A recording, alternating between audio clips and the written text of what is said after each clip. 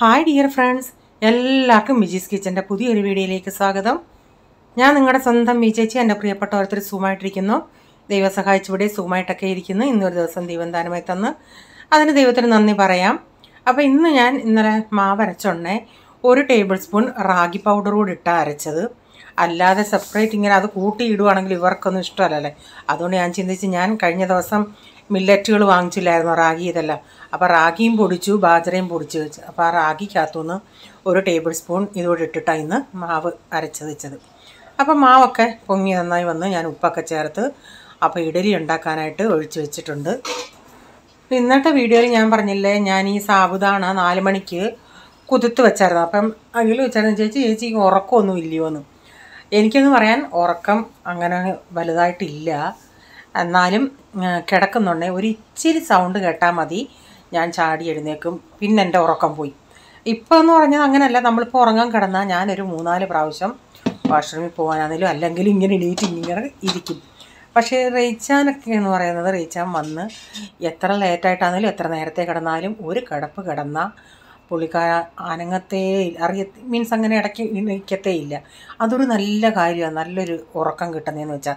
പക്ഷേ എൻ്റെ കാര്യം അങ്ങനെയല്ല. അന്ന് ഞാൻ ഒരു 4:30-ക്ക് അലാറം വെച്ച്, കാരണം ഒരു 4:30-ക്ക് ഞാൻ അത് കൂത്തു വെച്ചാൽ രാവിലെ ഇവിടെ രാവിലെ കൊടുക്കേണ്ട ഡാഡി മാത്രമേ കഴിക്കത്തുള്ളൂ. ബാക്കിയുള്ളവർക്ക് ഇത്തിരി പോൾമോനും രാവിലെ പോകാമെങ്കിൽ കഴിക്കും. അപ്പോൾ അന്ന് അവനൊക്കെ ലേറ്റായിട്ട് കുറച്ച് ഒരു 8 മണിക്ക് ബ്രേക്ക്ഫാസ്റ്റ് ഉണ്ടാക്കിയാലും മതിയായിരുന്നു. എന്നാലും ഞാൻ അന്നേരം ആ 4 മണിക്ക് വെച്ചതുകൊണ്ട് പിന്നെ പെട്ടെന്ന് ഉണ്ടാക്കേണ്ടി വന്ന് 4 മണിക്ക് അങ്ങ് എണീറ്റു.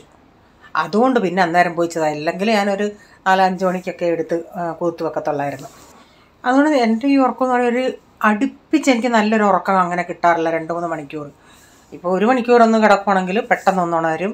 പിന്നെ ഇച്ചിരി നേരം ഇവിടെ കട്ടിലേ ഇങ്ങനെ ഇരിക്കും, വീണ്ടും കുറച്ച് കിടക്കും, പിന്നെ കണ്ണിൽ ഉറക്കം വരുമ്പോഴത്തേനും വീണ്ടും അങ്ങനെ. പക്ഷേ അത് ഇപ്പോഴാണ് അങ്ങനെയുള്ളൊരു പ്രോബ്ലം. ഇപ്പോഴെന്ന് വെച്ചാൽ കുറച്ച് നാൾ മുമ്പിട്ട്. അപ്പം ഇന്ന് ഇഡലിക്ക് ദോശയും ഉണ്ടാക്കുന്നുണ്ട്, ഇഡലി ഉണ്ടാക്കുന്നുണ്ട്. ചുമന്ന ചമ്മന്തി അതൊക്കെ ഇപ്പം റെഡി ആയിട്ടുണ്ട്. ഇനി ചായയും കൂടെ എടുക്കട്ടെ.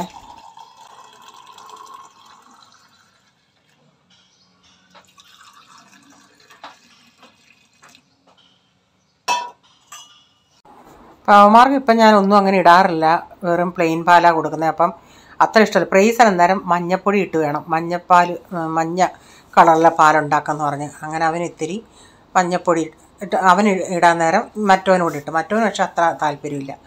എന്തെന്നാലും മഞ്ഞൾ നല്ലതല്ലേ, ഒരു ആൻറ്റിബയോട്ടിക്കിന് സമമാണ് അതിപ്പോൾ അവർക്ക് എടുത്ത് വെച്ചിട്ടുണ്ട്. പിന്നെ പ്രൈസന് ഇഡലിയേക്കായി അവനും ഇഷ്ടം ദോശയാണ്.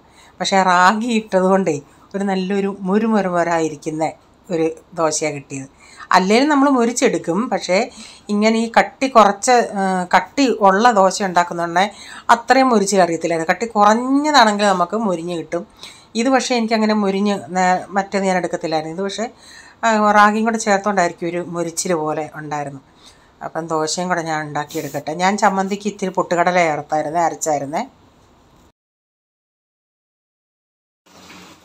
എല്ലാവർക്കൊക്കെ ഒന്ന് കൊടുത്ത് ചായ എടുത്ത് വെച്ചതേ ഉള്ളൂ, കുടിച്ചില്ല.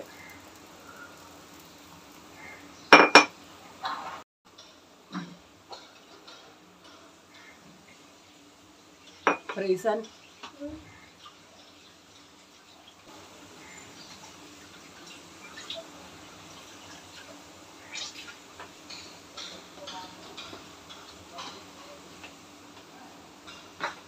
ഇനി വന്നേ പ്രൈസിന് ബ്ലൂ കളറിലെ 2 എൻ്റെ ചില ചിന്തിക്കും ഈ കൊച്ചു ഡ്രസ്സ് മാറത്തില്ല. അത് കഴിഞ്ഞ ദിവസം ഇവൻ ഇതെല്ലാം ഇട്ടെ. ഇതെന്ന് പറയുന്നത് പ്ലെയിന്. ഇങ്ങോട്ട് തന്നെ അങ്ങോട്ട്. ഇതെന്ന് പറയുന്നത് ഇവിടെ ഒരു ഡിസൈനുണ്ട്, ഇത് ഡിസൈനില്ല.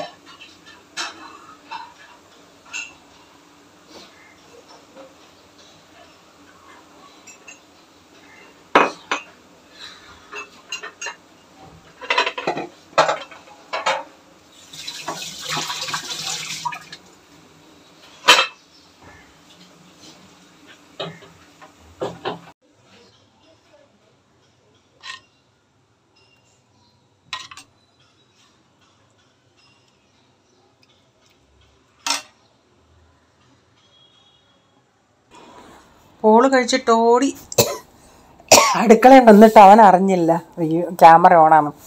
അവൻ വെള്ളം എടുത്തുകൊണ്ട് ഓടി. ഞാൻ പറയാൻ കാര്യം പ്രൈസമ്മൻ കഴിഞ്ഞ ദിവസം ദോശ ഉണ്ടാക്കിയപ്പോഴേ ഒരു ബ്ലൂ ഡ്രസ്സ് അല്ലായിരുന്നു. അപ്പം ഒറ്റ നോട്ടത്തിൽ കാണുമ്പം അത് ഫ്രണ്ട് കാണുമ്പോഴേ മനസ്സിലാവത്തുള്ളൂ. അവിടെ ചേട്ടന് കഴിഞ്ഞ ഹോളി ഭയങ്കര ജയ് വിളി. ഞാൻ അങ്ങോട്ടൊന്ന് പോട്ടെ.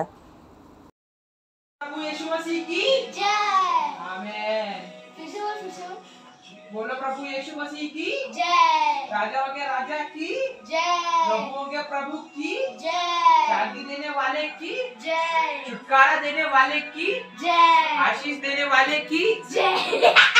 बहुतायत का जीवन देने वाले की जय। अपना एक लौता पुत्र देने वाले की जय। जल्द से जल्द आने वाले की जय।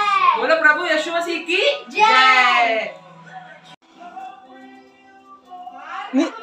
നീ എന്തോ ഇപ്പൊ പറഞ്ഞത്? ആര്?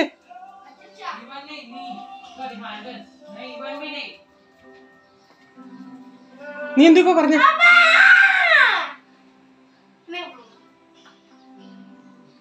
നിനക്ക് ഇച്ചിരി പറച്ചില് കൂടുന്നുണ്ടേ.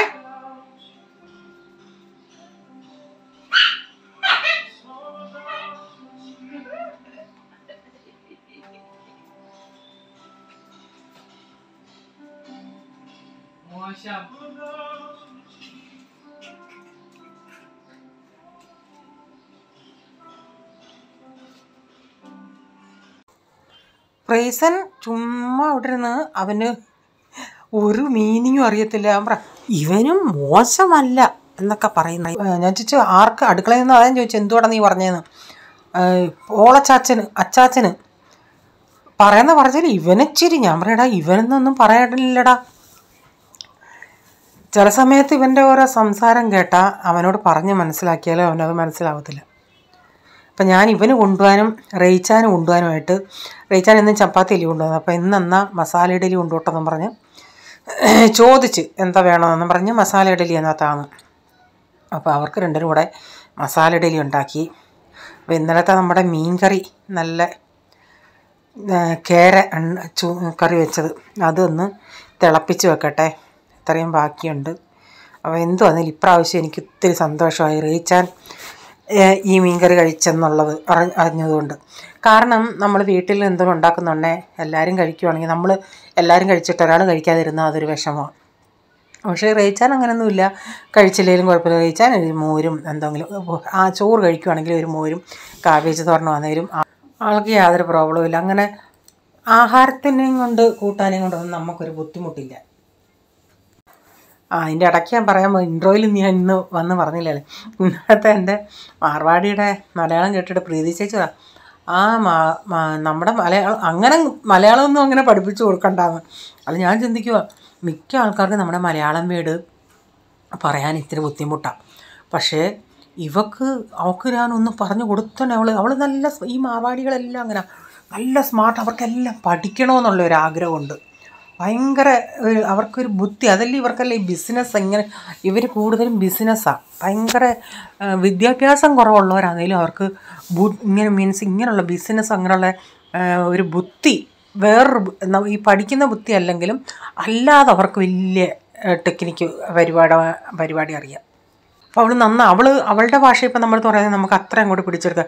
സാധാരണ എല്ലാവർക്കും ടഫായിട്ട് ഉള്ള ഒരു ഭാഷയാണ് മലയാളം.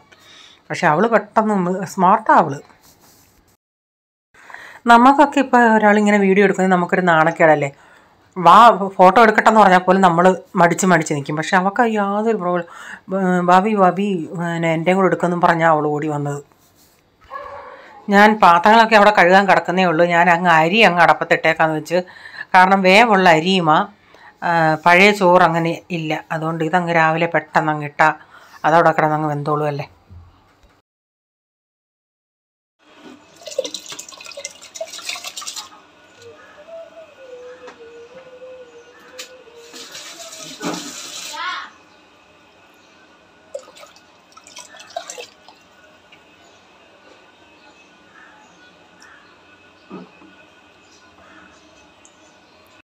ഇന്നലെ ഞാൻ പഞ്ഞിപ്പുല്ല് നമ്മുടെ റാഗി ഞാൻ കഴുകി ഉണക്കി പൊടിച്ചു. ഇന്ന് ബാജ്ര കഴുകിയിട്ട് അതൊന്ന് ഞാനിപ്പോൾ എനിക്ക് കണ്ടുപിടിച്ച ഐഡിയ ആയ വെളിയിൽ വെക്കാതെ ഞാൻ പറഞ്ഞില്ലേ വെള്ളം തിളപ്പിക്കുക നമ്മൾ കുടിക്കാൻ. അപ്പോൾ ആ സ്റ്റീൽ ചരുവം നന്നായിട്ട് ചൂടായിട്ടായിരിക്കും ഇരിക്കുന്നത്. അതിൻ്റെ മുകളിൽ വെക്കുമ്പോഴത്തേക്കിന് ഇത് നന്നായി നമുക്ക് ഉണങ്ങി കിട്ടും. അതൊന്ന് കഴുകിയിട്ട് ഞാൻ വലിയൊരു പാത്രം ഉണ്ട്, അതിൻ്റെ അകത്തോട്ട് വെള്ളം വാലാൻ ആദ്യം വെക്കും ഒരു അരിപ്പ പാത്രത്തിൽ. ഇത് 1 കിലോയാണ് വാങ്ങിച്ചത്. വെള്ളം എല്ലാം നന്നായി വാർന്ന് കഴിഞ്ഞിട്ട് ഞാൻ അതിലിട്ട് ഈ ചരുവത്തിൻ്റെ മണ്ടേ വെക്കും.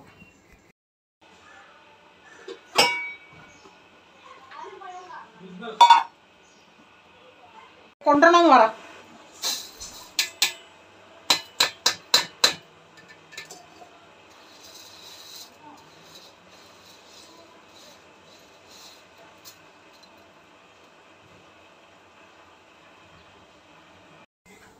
കുറച്ച് ടൊമാറ്റോ ഉണ്ടായിരുന്നു, അതൊന്ന് ടൊമാറ്റോ ചട്നി ഉണ്ടാക്കാമെന്ന് വെച്ച്. അപ്പോൾ സവാളയും പച്ചമുളകൊക്കെ ഒന്ന് വഴറ്റിയിട്ടുണ്ട്. അപ്പം ഞാൻ ഈ കടായി നമ്മൾ മസാല ഇഡലി ഉണ്ടാക്കിയില്ലേ, അതിൻ്റെ അകത്ത് തന്നെ ഒരു ഇച്ചിരിയും അതിൻ്റെ അകത്ത് കുറേ കടുകൊക്കെ ഈ മസാല ഇഡലിക്ക് എടുത്ത കടുകൊക്കെ അതിങ്ങനെ പറ്റിയിരിപ്പുണ്ട്. അപ്പം ഞാനിപ്പോൾ ഇതിൻ്റെ അകത്ത് തന്നെ ചെയ്യാമെന്ന് വെച്ച് ഒരു ഇച്ചിരി ഓയിൽ ഒഴിച്ചിട്ട്, കടുകൊന്നും പിന്നെ പൊട്ടിച്ചില്ല, അതിൻ്റെ അകത്ത് ആ കടുക് തന്നെയുള്ളൂ. ഇച്ചിരി മഞ്ഞപ്പൊടിയും മുളക് പൊടിയും കൂടി ഇട്ടിട്ട് ഉപ്പ് ഇട്ട് അത് ഇടയ്ക്കിടയ്ക്ക് ഇളക്കി കൊടുത്താൽ മതി. പോൾ മോൻ്റെ ജീവനായത്.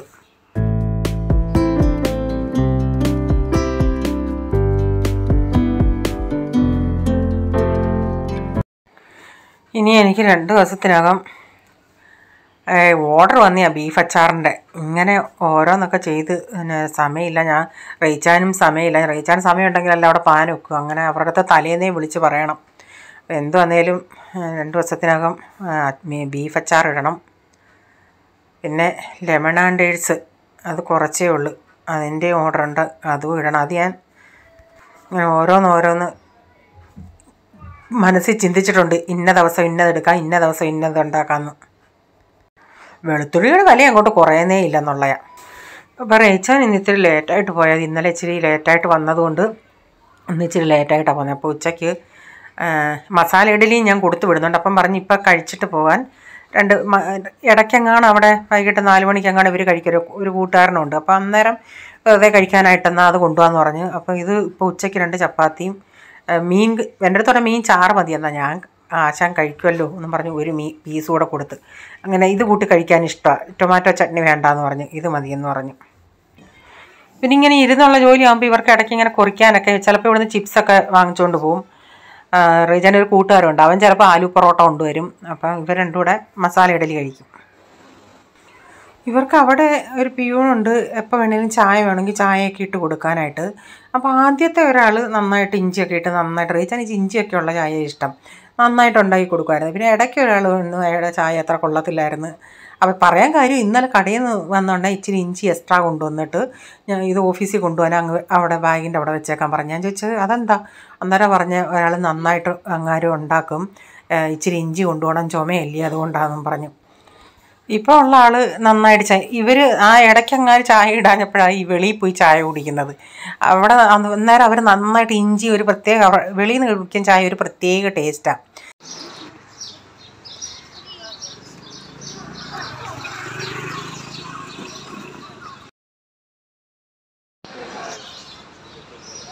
ഇല്ല നമുക്ക് വേണോ സ്വീറ്റ് ബൺ?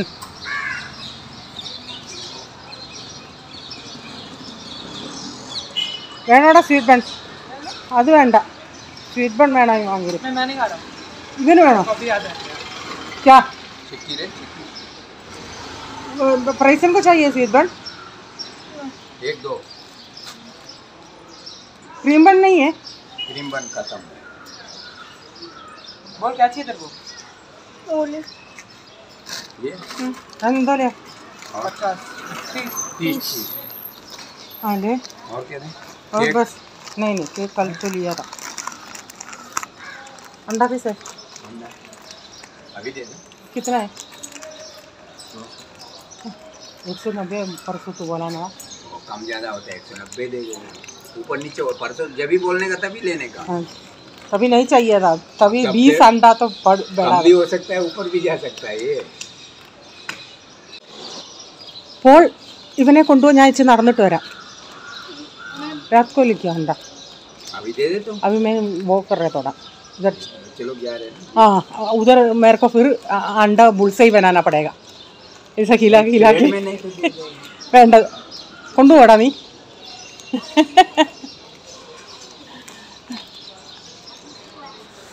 ഇവന്മാർക്ക് ക്രീം ബണ്ണ് വാങ്ങിച്ചു കൊടുക്കാമെന്ന് പറഞ്ഞാൽ ക്രീം ബണ്ണ് പുള്ളിക്കാരൻ്റെ ഇല്ല. ഈ മധുരമുള്ള സ്വീറ്റ് ബണ്ണുണ്ടല്ലോ അതേ ഉള്ളൂ, അത് അവർക്ക് ഇത്ര ഇഷ്ടമല്ല. അപ്പോൾ ഇന്ന് മുട്ടയുടെ വില ചോദിച്ചെണ്ണേ 200 രൂപ. കഴിഞ്ഞ 2 ദിവസത്തിന് മുമ്പിട്ടായിരുന്നു 190 പറഞ്ഞത്. അപ്പോൾ ഞാൻ ചോദിച്ചെണ്ണ എൻ്റെ അടുത്ത് പറയാം, ഓ മേളിലും താഴെ ആകുമ്പോൾ അവർ അന്നം താങ്ങ് വാങ്ങിക്കാഞ്ഞെന്നും പറഞ്ഞു.